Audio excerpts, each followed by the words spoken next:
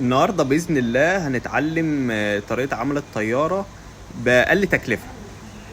دلوقتي جبنا بوصه اهوت وبدانا ننظف فيه. وبعد ما خلصنا البوص معانا كله تمام. المفروض نسويهم نخليهم قد بعض كلك. سويناهم خليناهم قد بعض كده. نربط بقى دي التركايه برضو ما فيش حد بيقول عليها قوي. احنا بنربط المفروض الحبل اللي معانا ده في نص البوص ده بالظبط. يعني العصيان اللي معانا دي بنربط بها البوص. طب نتأكد منين ان احنا رابطين بقى في النص بالظبط؟ نعمل عقدة خفيفة كده، يعني ما نربطش جامد، حاجة بسيطة كده. وبعدين نروح جايين، بصوا نعمل عقدة بسيطة كده ونساوي البوص ده قد بعضه كله. وبعدين نحط ايدينا على النص اللي احنا عملناه. وبعدين يبقى معانا الحبل ده. هنروح ماسكينه وقايسين من هنا وقايسين من الناحية التانية. المفروض لما تقيس الجنب اليمين هيبقى زي الجنب الشمال بالظبط. بص كده اطول.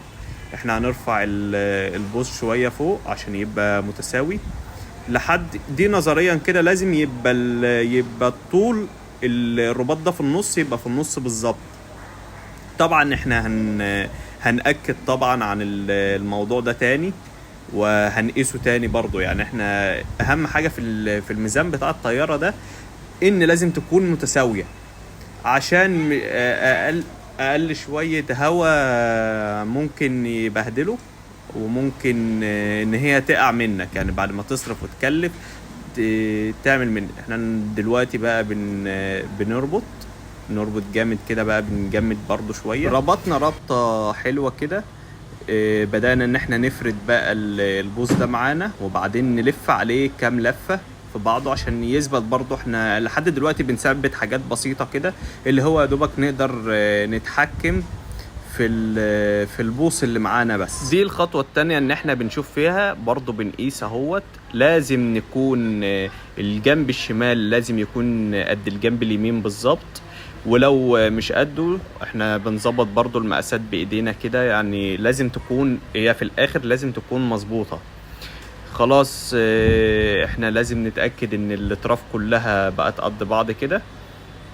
وبعدين احنا اهو بنزحزح البتاع سنة عشان نتأكد برضو في الاول والاخر ان البتاع ده مظبوطة. خلاص اتأكدنا. بنشوف تاني كل الاضلاع المفروض تكون متساوية. لو مش متساوية الطيارة ما توزنش في الهواء، يعني لو شوية هواء يقلبوها وكده. لازم اهو بدأنا نقيس الاطراف كلها مظبوطة، الاضلاع بتاعة الطيارة كلها مظبوطة تمام.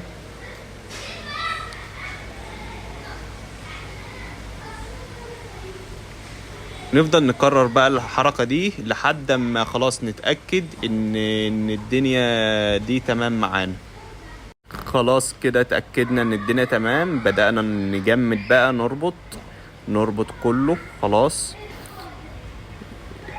فاضل خطوة كمان برضو ان احنا بنتأكد ان البوصة دي اليمين بتاعها قد الشمال وان احنا رابطين في النص. احنا كده بنرفع الخيط بقى فوق وبنربطه ربطة حلوة. هوريكم الربطة دي واحنا بنعمل الديل ان شاء الله. اوريها لكم. دي اسهل طريقة يعني ان انت تربط بيها بسرعة. احنا دلوقتي خلاص قسنا ان هو بالمنتصف كله تمام.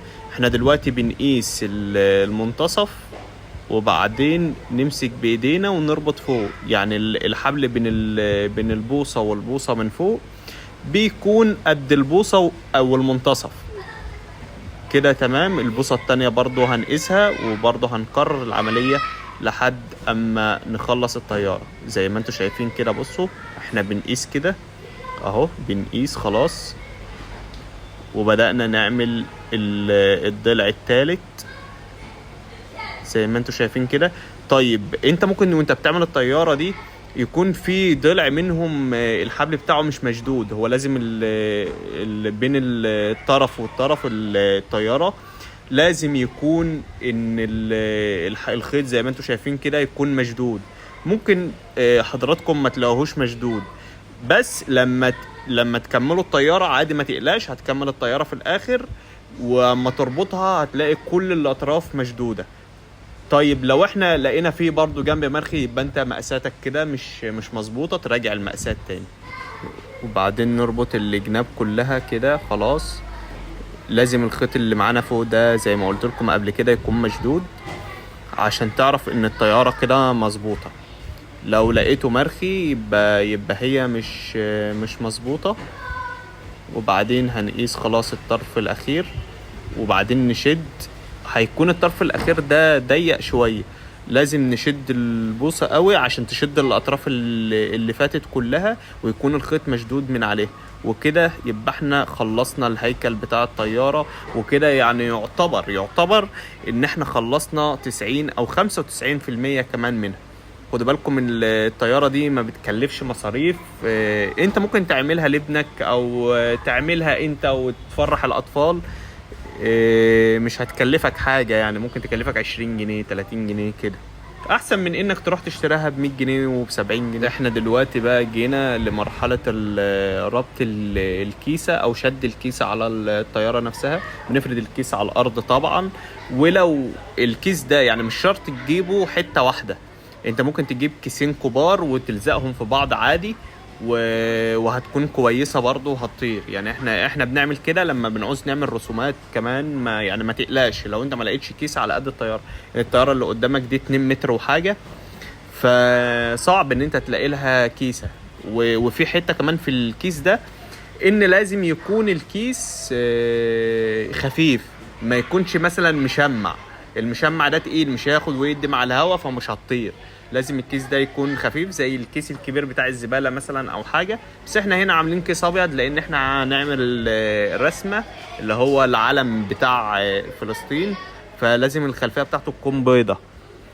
فبدأنا اهو نربط الجناب كلها، ولازم نكون الكيس مشدود، يعني الكيس نفسه يكون مشدود عشان يطلع معانا الدنيا مظبوطة. برضو احنا بنلف الخيط ده من فوق زي ما حضراتكم شايفين كده.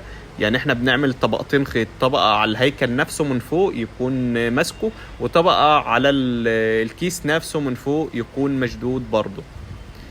فزي ما حضراتكم شايفين كده ان احنا لازم نربط الطبقة تانية عشان تديها عزم برضو. يعني احنا ممكن نربط كل طرف من طرف البوصة ده لوحده، بس احنا ده يعني الفكرة دي بتكون افضل، لان انت بتجمد على الكيس من ناحية، ومن الناحية التانية بتكون ربطت الهيكل تاني وشديته، يعني مش اقل شوية هوا يبهدلوه.